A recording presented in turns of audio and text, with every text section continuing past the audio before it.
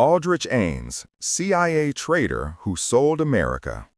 On a cold February evening in 1994, the quiet streets of Arlington, Virginia, bore witness to a moment that would shatter the very foundations of American intelligence.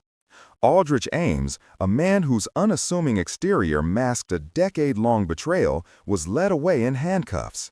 The arrest was swift, almost anticlimactic, yet it marked the end of a dark chapter in the annals of espionage. Behind the calm facade of a CIA officer lay a traitor whose actions had cost the lives of more than 10 American agents, their sacrifices swallowed by the shadows of deceit.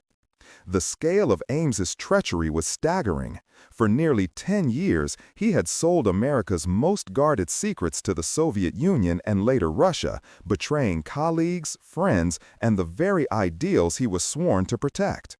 His was not a tale of ideological conviction or patriotic disillusionment. It was a story driven by greed, a corrosive hunger for wealth that eclipsed loyalty and honor. The damage he wrought was profound, earning him the grim title of the worst spy in CIA history. As the news broke, the intelligence community grappled with the enormity of the breach. How could a man so deeply embedded within the agency evade detection for so long? How had his duplicity gone unnoticed amid the labyrinthine corridors of power and secrecy? The answers lay in a complex web of human flaws, arrogance, complacency, and the seductive allure of money that allowed one man to unravel years of painstaking work. This narrative will unfold the story of Aldrich Ames, tracing the path from his early days in the CIA to the moment of his downfall. It will delve into the personal and political forces that shaped his choices, revealing a portrait of a man whose betrayal was as much a reflection of his character as it was a cautionary tale for a nation. The story is not merely about espionage, it is about the timeless human vulnerabilities that can turn protector into predator. In the cold light of that February night, as Ames was taken into custody, the world of intelligence was forced to confront a painful truth. The greatest threat sometimes comes not from foreign enemies, but from within. The cost of that betrayal would echo through the years, a somber reminder of the price of trust misplaced. The cold handcuffs that closed around Aldrich Ames in Arlington were not just the end of a man's freedom. They were the culmination of a life marked by quiet failure and slow descent. The headlines branded him the worst spy in CIA history, a title earned not through brilliance or ideology, but through a steady unraveling of character and circumstance. To understand how a man entrusted with America's deepest secrets could betray them so completely, one must look back to the beginning, a legacy gone wrong, shaped by inheritance, ambition, and human frailty. The story is not merely about espionage, it is about the timeless human vulnerabilities that can turn protector into predator. In the cold light of that February night, as Ames was taken into custody, the world of intelligence was forced to confront a painful truth. The greatest threat sometimes comes not from foreign enemies, but from within. The cost of that betrayal would echo through the years, a somber reminder of the price of trust misplaced. The cold handcuffs that closed around Aldrich Ames in Arlington were not just the end of a man's freedom. They were the culmination of a life marked by quiet failure and slow descent. The headlines branded him the worst spy in CIA history, a title earned not through brilliance or ideology, but through a steady unraveling of character and circumstance. To understand how a man entrusted with America's deepest secrets could betray them so completely, one must look back to the beginning. A legacy gone wrong, shaped by inheritance, ambition, and human frailty. Aldrich Ames was born into the very culture of espionage he would one day betray. His father, Carlton Cecil Ames, was a respected CIA officer, a man who embodied the agency's Cold War mission with a mixture of pride and secrecy. The younger Ames inherited more than a name. He inherited expectations that would weigh heavily on his shoulders. Yet, beneath the surface of privilege lay a troubled boy, struggling to find his place in a world that demanded excellence and loyalty. His childhood was a study in contrasts, comfort and conflict, promise and disappointment. The Ames family moved in circles where loyalty was currency, but Aldrich's own loyalties would prove fragile. School and college offered no refuge. He was neither gifted nor driven, drifting instead into a pattern of underachievement and escapism. The University of Chicago, a beacon of intellectual rigor, became a waypoint on a path he would soon abandon. In 1962, the CIA offered Ames a new beginning, a chance to step out of his father's shadow and into a role of his own making. The agency, still riding the wave of Cold War confidence, welcomed recruits with the hope of forging defenders of democracy. For Ames, it was an opportunity to belong, but the promise soon gave way to the reality of his limitations. His early career was marked by mediocrity and a growing dependence on alcohol, a combination that would shadow him for years. Personal life offered no sanctuary. His marriage to Nancy Sedgebarth faltered under the weight of his failings, mirroring the unraveling of his professional life. A posting to Mexico City, intended as a fresh start, instead revealed a pattern of poor judgment and missed opportunities. By 1985, Ames was a man drowning in debt and disappointment, a far cry from the idealistic recruit he once was. This was the man who would become America's most damaging traitor, not through brilliance or ideology, but through a corrosive blend of greed and desperation. The stage was set for a betrayal that would shake the intelligence community to its core, a story of human weakness writ large on the canvas of history. By 1985, Aldrich Ames stood at a precipice shaped by years of quiet failure and mounting desperation. The debts that had once seemed manageable had ballooned to nearly $50,000, a crushing weight on a man whose personal life was unraveling just as rapidly. His marriage was on the brink of collapse, the pending divorce a stark reminder of his faltering grip on stability. The CIA, which had once offered a path to purpose, now felt like a gilded cage closing in. It was in this fragile state that the line between duty and betrayal began to blur. The man who had once stumbled through his career, marked by mediocrity and poor choices, was about to make a decision that would shatter the very foundations of American intelligence. The moment came quietly, almost without fanfare, in the bustling heart of Mexico City. There, Aldrich met Rosario Casas Dupuy, a woman whose presence would prove pivotal. Their encounter was unremarkable on the surface, yet it opened a door to a world Ames had long skirted but never dared to enter, the shadowy realm of the Soviet embassy. The first approach to the KGB was not a dramatic act of defiance, but a calculated step born of necessity and desperation. On April 16, 1985, Ames crossed a threshold from which there was no return. The initial payment of $50,000 for a list of names was both a lifeline and a point of no return. It was the first tangible proof that his betrayal was underway, a quiet transaction that would echo through the corridors of power for years to come. What made this crossing so disturbingly easy? The psychology behind Ames's first act of treason reveals a man less motivated by ideology than by a corrosive mix of greed, fear, and a desperate need for validation.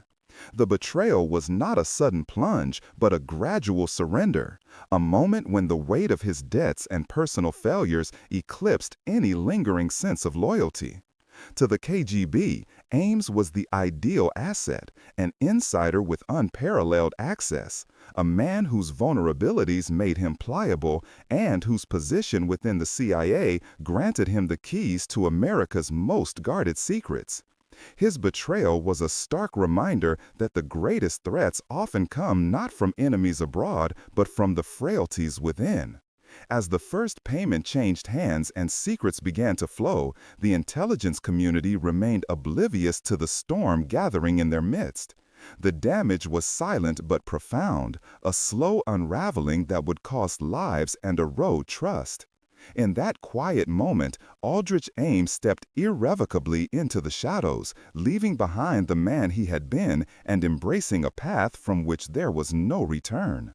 The debts that had once seemed manageable had ballooned to nearly $50,000, a crushing weight on a man whose personal life was unraveling just as rapidly. His marriage was on the brink of collapse, the pending divorce a stark reminder of his faltering grip on stability. The CIA, which had once offered a path to purpose, now felt like a gilded cage closing in.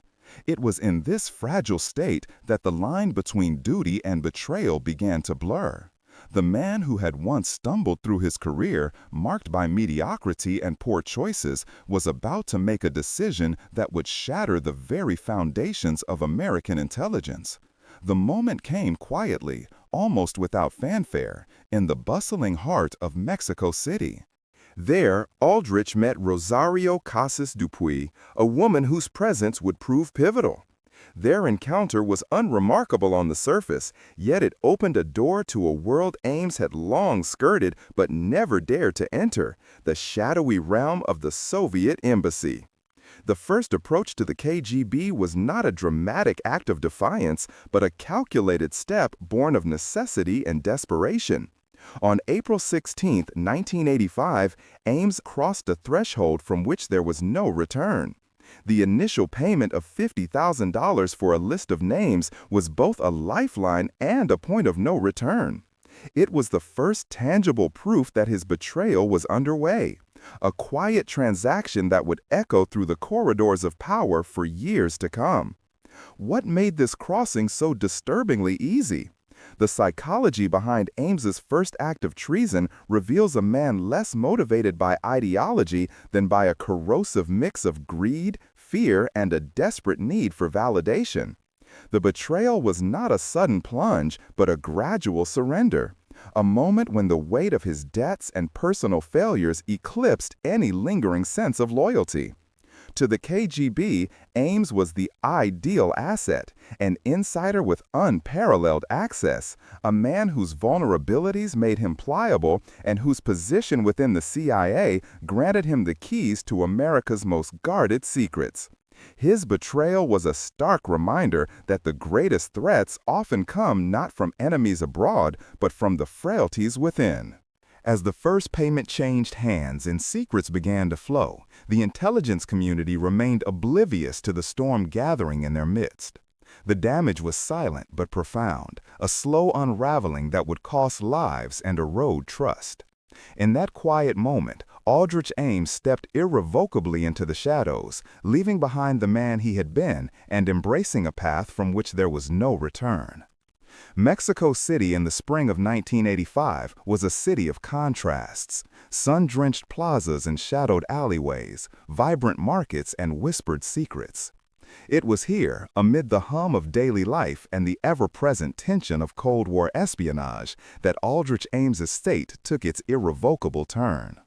The meeting with Rosario Casas Dupuy was unremarkable in its outward appearance, yet it marked the opening of a door that would lead him deep into betrayal. Rosario was a woman of quiet influence, connected to the Soviet embassy in ways that were both subtle and profound. She was neither a caricature of the femme fatale nor a mere courier. Rather, she was a skilled operator in the shadowy dance of intelligence, adept at reading the vulnerabilities of those she approached. For Ames, her arrival was a catalyst, a mirror reflecting the desperation and disillusionment that had been growing within him. Their conversations were measured, careful, and laden with unspoken understanding. Rosario did not need to coerce. The cracks in Ames's resolve were already wide. The debts that gnawed at him, the collapse of his marriage, the stagnation of his career, all these were threads that the KGB knew to pull. On April 16, 1985, the first step was taken. Ames handed over a list of names, American agents whose lives would soon be imperiled, in exchange for $50,000. The money was a lifeline, but also a shackle. To the KGB, Ames was a prize beyond measure. His position within the CIA granted him access to secrets that few could dream of, and his personal vulnerabilities made him malleable. He was the dream agent, one who walked freely within the halls of American intelligence while feeding its most guarded secrets to the enemy. The KGB's handlers recognized this immediately, cultivating the relationship with care and precision, ensuring that Ames's loyalty remained tethered to the promise of wealth and security. In the months that followed, Ames's betrayal deepened. The initial payment was but the first of many, each transaction a thread unraveling the fabric of American espionage. The names he provided led to arrests, executions, and a profound loss of trust within the intelligence community. Yet, for Ames, the act of betrayal became a means of survival, a way to assert control in a life that had spiraled beyond his grasp. The damage was not immediate, nor was it loud. It was a slow poison, seeping through the ranks of the CIA, eroding confidence and endangering lives. The agency's failure to detect Ames's treachery for so long was a testament to the complexities of espionage, where trust is both a necessity and a vulnerability. The man who had once been a mediocre spy had become the most damaging traitor in American history. As the sun set over Mexico City that April, Aldrich Ames stood at the crossroads of history. The choice he made that day was not born of grand design, but of human frailty. A moment when desperation eclipsed duty and greed overcame loyalty. The path he chose would lead to tragedy on a scale few could have imagined, a betrayal that would haunt the intelligence community for decades. In the quiet aftermath, as the first dollars exchanged hands and secrets slipped through the cracks, the world remained unaware of the storm gathering in its midst. The line had been crossed, and there was no turning back. The spy who had once been lost in mediocrity had found his dark purpose, and the consequences would be felt far beyond the shadows of Mexico City. The quiet betrayal that began in the spring of 1985 swiftly escalated into a catastrophe of unimaginable scale. By June 13th, barely 2 months after Aldrich Ames had crossed the line, the damage he wrought began to surface with brutal clarity. The drop that day was not merely a transaction. It was the betrayal of America's crown jewels, the most sensitive and valuable intelligence assets embedded deep within the Soviet Union. The consequences would be swift, merciless, and deadly.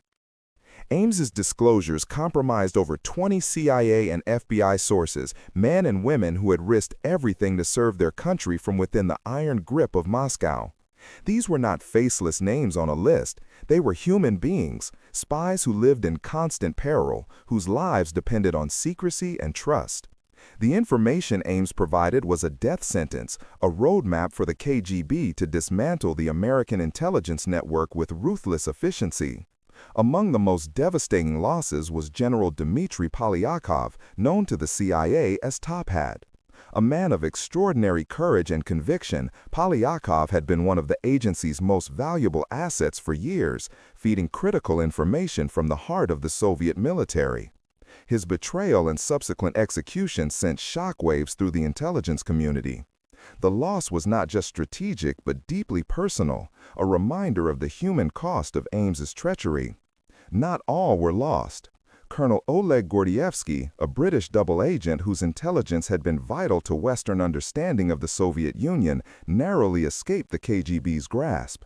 His dramatic defection in 1985 was a rare bright spot amid the growing darkness, a testament to the perilous game of espionage and the razor-thin margin between life and death. Others were less fortunate.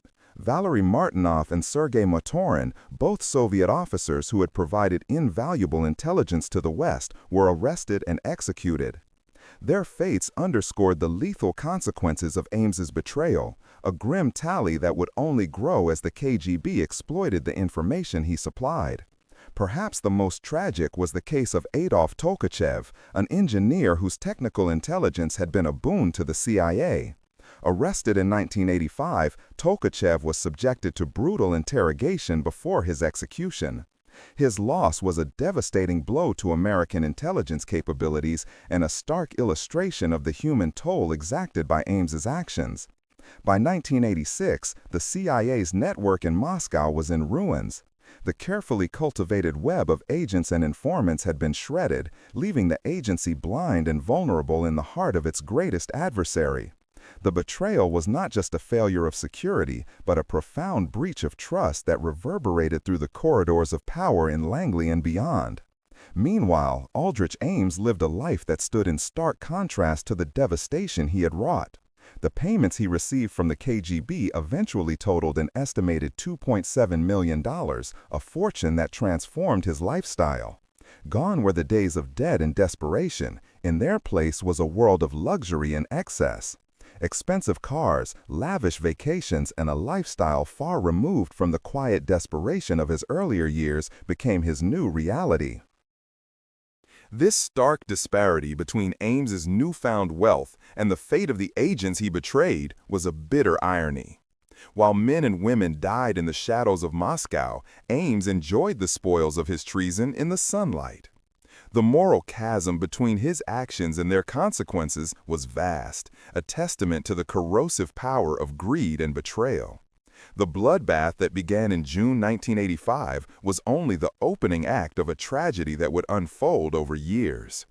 Each name lost, each life extinguished, was a reminder of the price paid for one man's fall from grace. The intelligence community was left to grapple with the ruins of its network, the ghosts of those who had paid the ultimate price, and the painful lessons of trust betrayed. In the end, the story of Aldrich Ames is not just one of espionage and betrayal, but a human drama of ambition, weakness, and the devastating consequences of choices made in the shadows. The bloodbath in Moscow was a grim testament to the cost of those choices, a cost measured not in dollars, but in lives. The devastating losses suffered by the CIA in Moscow sent shockwaves through the agency, igniting a desperate search for the traitor who had wrought such ruin. Yet, amid the turmoil and suspicion, Aldrich Ames moved with a chilling ease, hiding in plain sight as the agency scrambled to find answers elsewhere. The years from 1986 to 1990 would become a study in deception, denial, and the dangerous culture of looking away. In the immediate aftermath of the Moscow bloodbath, suspicion fell quickly on Edward Lee Howard, a former CIA officer who had defected to the Soviet Union in 1985. Howard's betrayal was real, but it was a convenient scapegoat for an agency unwilling to confront the possibility that the rot lay within its own ranks. The hunt for a mole was intense, but Ames, with his unremarkable record and carefully cultivated facade, escaped scrutiny. In 1986, Ames was posted to Rome, a posting that should have marked a turning point in his career. Instead, it became a continuation of his double life. Far from being under suspicion, he was entrusted with sensitive assignments, his access to secrets undiminished. The very agency that sought to root out betrayal was blind to the man who was betraying it most deeply. November 1985 had seen a significant personal milestone for Ames, his marriage to Rosario Casas Dupuy. Their union was more than a personal affair. It was a partnership forged in the shadows of espionage. Rosario, with her connections and influence, was both accomplice and enabler, a constant presence in Ames's life as he navigated the dangerous waters of double agency. With the influx of KGB payments, Ames's lifestyle transformed dramatically. In cash, he purchased a $540,000 house, a conspicuous symbol of newfound wealth that should have raised alarms. He drove a Jaguar, took expensive trips, and invested in Colombian ventures that further distanced him from the modest means of a typical CIA officer. Yet, despite these glaring signs, his colleagues chose silence. The culture within the CIA at the time was one of cautious discretion, where suspicion was often tempered by loyalty and the desire to avoid scandal. Colleagues noticed Ames's sudden affluence and erratic behavior, but few reported their concerns. The unspoken rule of looking away prevailed, a tacit acceptance that allowed betrayal to flourish unchecked. This period of hiding in plain sight was marked by a dangerous complacency. The agency's failure to act on warning signs was not merely an oversight, but a reflection of deeper institutional flaws. Trust, once a cornerstone of intelligence work, became a vulnerability exploited by Ames with devastating effect. As Ames continued to spy from Rome, the agency's internal investigations remained focused elsewhere, chasing shadows while the true mole walked freely among them. The big lie, the belief that the threat was external, not internal, allowed Ames to operate with impunity, deepening the wounds inflicted on American intelligence. The years from 1986 to 1990 stand as a stark reminder of the perils of denial and the human cost of misplaced trust. While Ames lived a life of luxury and deception, the agency he betrayed struggled to come to terms with the betrayal that had taken root within its own walls. In the end, the big lie was not just about Ames's duplicity, but about the agency's unwillingness to confront uncomfortable truths. It was a lesson writ large in the annals of espionage, a cautionary tale of how the greatest threats often come not from without, but from within. The steady drip of losses from the CIA's Soviet network had become impossible to ignore. By 1991, the agency was forced to confront a grim reality. Someone within their own ranks was betraying secrets at an unprecedented scale.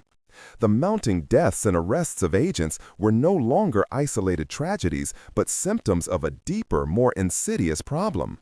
The net was tightening, and the hunt for the mole had finally turned inward. A task force was formed, a coalition of the CIA's sharpest minds and the FBI's finest investigators, united by a singular question: why were they losing agents at such a devastating rate? The answer, long suspected but never confirmed, was a betrayal from within. The search was painstaking, a methodical sifting through years of data, personnel files, and intelligence reports. The agency was determined to find the leak before more lives were lost. It was in this crucible of suspicion that Aldrich Ames finally emerged on the suspect list. The signs had been there for years: his sudden wealth, extravagant spending, and unexplained financial transactions, but they had been overlooked or dismissed. The very traits that should have raised alarms were buried beneath layers of trust and institutional inertia. Leading the investigation were Jean Vertefoyle and Sandy Grimes, two seasoned CIA officers whose tenacity and insight would prove crucial. Their work was meticulous, combing through records and piecing together fragments of evidence that others had missed. Theirs was a quiet battle fought in offices and archives, far from the glamour of field operations, but no less vital. The mole hunt became a joint effort between the CIA and FBI, a rare collaboration driven by the urgency of the threat. Financial records became the smoking gun, revealing a trail of unexplained wealth that pointed directly to Ames. Swiss bank accounts, hidden assets, and cash deposits painted a picture of duplicity that could no longer be ignored. By October 1993, the agency had gathered enough evidence to place Ames under full surveillance. The operation was careful and deliberate, designed to catch him in the act without alerting the traitor. Every move was monitored, every transaction scrutinized. The case built slowly, methodically, a testament to the painstaking work required to unmask a spy who had operated in the shadows for nearly a decade. The tightening net was a reflection of the agency's resolve to right the wrongs of the past. It was a race against time, a desperate attempt to prevent further bloodshed and restore the shattered trust within the intelligence community. The investigation was as much about redemption as it was about justice. As the evidence mounted, the facade Ames had maintained began to crack. The man who had once lived a life of luxury and deception was now under the relentless gaze of those determined to bring him to account. The story of betrayal was entering its final, most consequential chapter. In the end, the net that had once seemed loose and ineffective was closing with precision.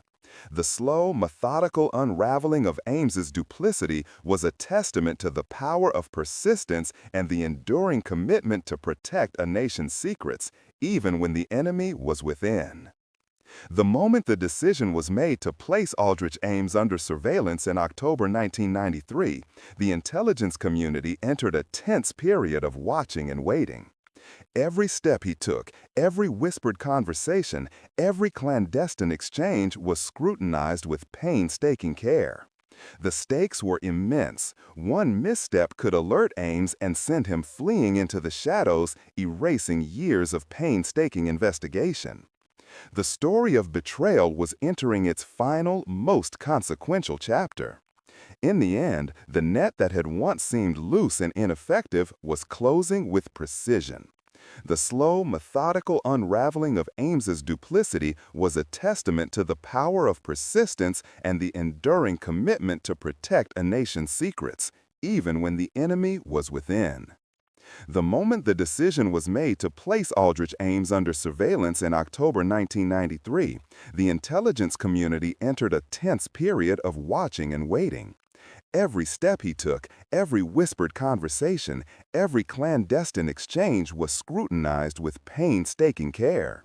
The stakes were immense. One misstep could alert Ames and send him fleeing into the shadows, erasing years of painstaking investigation. The FBI, working closely with the CIA, watched Ames's every move. His routines were mapped with precision, from his morning commute to the quiet moments at home.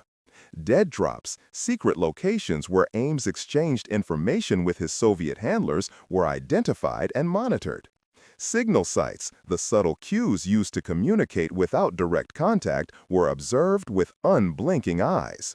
The surveillance was relentless, a silent net tightening around a man who had betrayed his country. Phone taps captured conversations that revealed the depth of Ames's duplicity. Every word was analyzed, every pause noted. Trash searches uncovered discarded documents and clues that further cemented the case against him. The evidence was mounting, a mosaic of proof that left little room for doubt. Amidst this, Rosario's role became increasingly clear. No longer just a shadow at Ames's side, she was revealed as a willing accomplice, deeply entwined in the web of espionage. Her presence was a constant reminder of the personal and professional betrayal that defined the case. As the months passed, Ames began planning foreign travel, a move that investigators recognized as a potential trigger. His impending trip to Colombia was seen as the moment to act, a chance to catch him in the act or prevent him from escaping justice. The decision to arrest before the trip was a calculated one, balancing the need for undeniable evidence against the risk of losing their quarry. The evidence that had accumulated was undeniable. Financial records, surveillance footage, intercepted communications all pointed to a man who had sold his country's secrets for personal gain. The case was airtight, a testament to the meticulous work of the investigators who had pursued Ames with unwavering determination. Yet, the question remained, why had they waited so long? The answer lay in the delicate balance of intelligence work, waiting for the right moment to strike, ensuring the case was beyond reproach, and protecting the lives of agents still at risk. The patience required was immense, but the cost of premature action could have been catastrophic. In those final months, the intelligence community held its breath. The spy who had betrayed America was finally within their grasp, but the path to justice was fraught with peril. Watching and waiting was not merely a tactic. It was a necessity born of the high stakes and human lives entwined in the shadows of espionage. When the moment came in February 1994, it was the culmination of years of vigilance, sacrifice, and resolve. The arrest of Aldrich Ames was not just the end of a spy's career, but a reckoning for a nation betrayed from within. The morning of February 21, 1994, dawned cold and unremarkable in Arlington, Virginia. Yet, for Aldrich Ames, it was the day his carefully constructed world came crashing down. As he stepped out of his home, the quiet suburban street was suddenly alive with the presence of law enforcement. Agents moved swiftly and silently, closing in on the man who had betrayed his country for nearly a decade. The arrest was precise, efficient, a final act in a long, dark drama. Ames's only question, whispered with a mixture of disbelief and resignation, was simple: why now? It was a question that revealed both his shock and the slow unraveling of his confidence. The years of deception had lulled him into a false sense of security, but the net had finally tightened beyond escape. At the same time, Rosario Casas Dupuy was taken into custody at their home. Her arrest was a stark reminder that this was not a lone act of betrayal, but a partnership forged in secrecy and treachery. The woman who had stood beside Ames through years of duplicity was now facing justice alongside him. The confession that followed was a study in minimization and justification.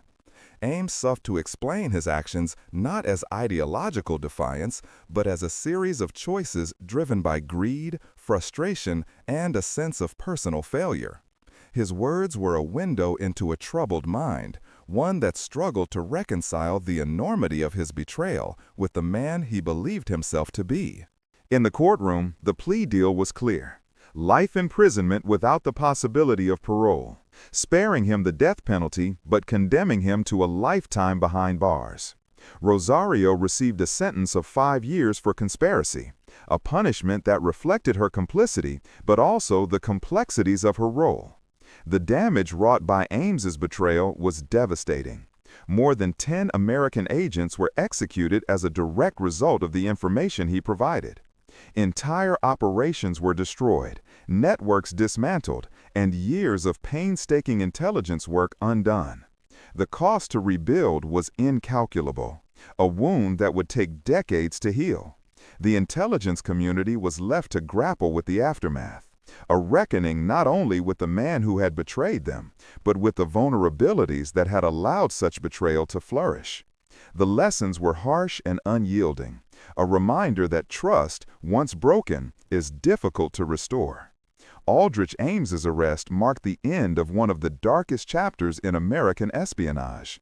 It was a moment of justice, but also of reflection, a time to mourn the lives lost, to rebuild shattered networks, and to confront the human frailties that had made such treachery possible.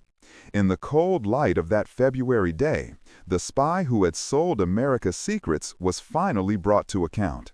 The reckoning was painful, but necessary, a solemn chapter in the ongoing story of intelligence, loyalty, and betrayal. The story of Aldrich Ames is a cautionary tale etched deeply into the annals of American intelligence, a narrative of betrayal that unfolded over nearly a decade, leaving devastation in its wake. How did a man, marked by mediocrity and personal failings, succeed in betraying his country for so long? The answer lies not only in Ames's own choices, but in the institutional failures and cultural blind spots of the CIA itself. Ames's success was rooted in a perfect storm of personal desperation and systemic oversight. His mounting debts, fractured personal life, and craving for validation made him vulnerable to exploitation. Yet, it was the CIA's failure to heed warning signs, the sudden wealth, extravagant spending, and erratic behavior that allowed him to operate unchecked. The agency's culture of denial, a reluctance to suspect one of their own, created an environment where suspicion was tempered by loyalty, and uncomfortable truths were often ignored. In the wake of Ames's exposure, the CIA undertook significant reforms aimed at tightening security and improving internal oversight. Screening processes were overhauled, financial monitoring became more rigorous, and a culture of vigilance was promoted to prevent future betrayals. These changes were born of hard lessons, a recognition that trust must be balanced with scrutiny in the high-stakes world of espionage. When compared to other infamous moles, Robert Hanssen, whose betrayal would follow years later, and Kim Philby, the British double agent whose treachery spanned decades, Ames's story is both unique and emblematic. Each operated within different contexts and motivations, yet all exploited the vulnerabilities of their agencies and the human frailties of trust and ambition. The human cost of Ames's betrayal is perhaps the most enduring legacy. The agents who trusted America with their lives paid the ultimate price, their sacrifices a somber reminder of the stakes involved. Their stories, often overshadowed by the drama of espionage, are a testament to courage and dedication in the face of unimaginable risk. Today, Aldrich Ames remains incarcerated, serving a life sentence without parole. Unrepentant and isolated, he is a living symbol of betrayal's consequences. His legacy, however, extends beyond his prison cell. It has reshaped how the CIA screens, monitors, and manages its personnel, embedding lessons learned in the very fabric of the agency. The tale of Aldrich Ames is a stark reminder that in the shadowy world of intelligence, the greatest threats often come not from foreign adversaries, but from within. It is a story of human weakness and institutional vulnerability, of trust broken and the painful path to redemption. Above all, it is a call to vigilance, a lesson that the price of betrayal is measured not just in secrets lost, but in lives forever changed.